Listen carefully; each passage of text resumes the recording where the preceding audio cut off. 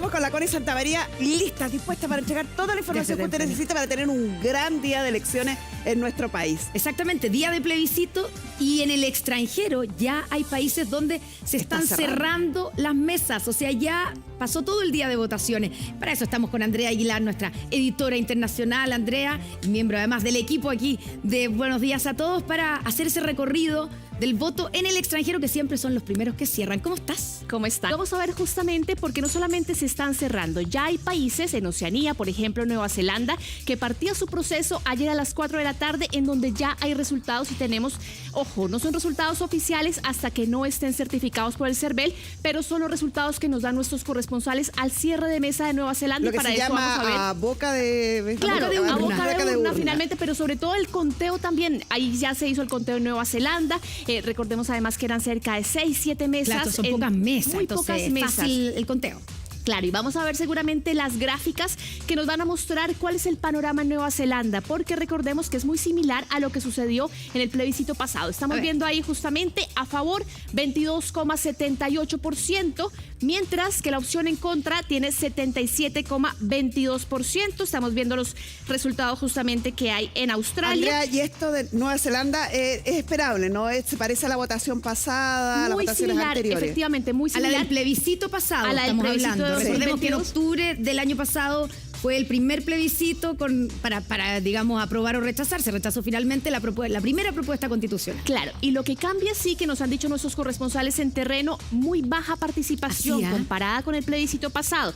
Estamos hablando de que este panorama de votación tiene 617 votos en contra y 182 a favor, 5 nulos y 2 blancos. O sea, 800 votos más o menos. Más o menos en Nueva Zelanda. Pero veamos también, chiquillas, qué está pasando en Australia. Porque Australia es otro de los países oceánicos en donde también empezaba el proceso ayer a las 6 de la tarde y ya tenemos la cantidad de las mesas más o menos constituidas. Estamos hablando de en contra 71,14% y a favor con el 28,86%. ¿Cuántas mesas son en Australia, Andrea? ¿Son más o no? 20 mesas tenemos en Australia, falta todavía 2 mesas en Perth. En esta ciudad ya se han cerrado la mayoría de las votaciones, por ejemplo en Sydney, en Melbourne, ya están cerradas las urnas. Y también recordar además que estamos hablando de un universo de 127.522 chilenos que están habilitados para votar en el extranjero. Estamos hablando de 347 mesas y en 65 países. Sin embargo, esto que estamos viendo, Oceanía, es apenas una parte muy chiquitita de la votación en el extranjero. Uno no puede empezar a sacar conclusiones a partir de esto, por supuesto. Pero siempre, de hecho, cuando empiezan los resultados, ¿cierto?, del CERVEL, se divide en el voto en el extranjero, después en el voto en Chile. Hay que recordar que en el extranjero no es obligatorio el voto.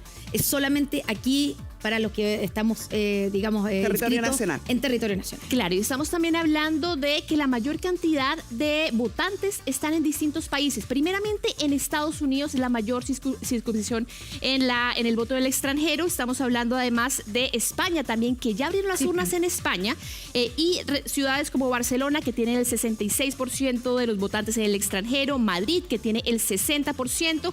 Después de esa, la circunscripción más grande es Buenos Aires, que tiene el 74%, Miami con un 63% y Londres también. Son los principales focos del voto en el extranjero, por lo cual lo que sucede obviamente en Nueva Zelanda, en Australia, son votaciones que, claro, nos marcan al principio unas primeras votaciones, porque pero por muy la lejos. Diferencia horaria principalmente son las primeras mesas. Estamos hablando de 16 horas de un proceso que partía ayer a las 4 de la tarde en Nueva Zelanda, a las 6 en Australia, y que nos da siempre los primeros resultados. Vamos a ver porque empiezan también a registrarse las votaciones, por ejemplo, en Singapur, en Japón, en China, en distintas partes de Asia, y probablemente vamos a tener seguramente esos resultados en las próximas horas. Tenemos ya la apertura también de urnas en Europa. Estamos hablando de España, de Italia, que ya abrieron las urnas, en donde los compatriotas del exterior ya están votando.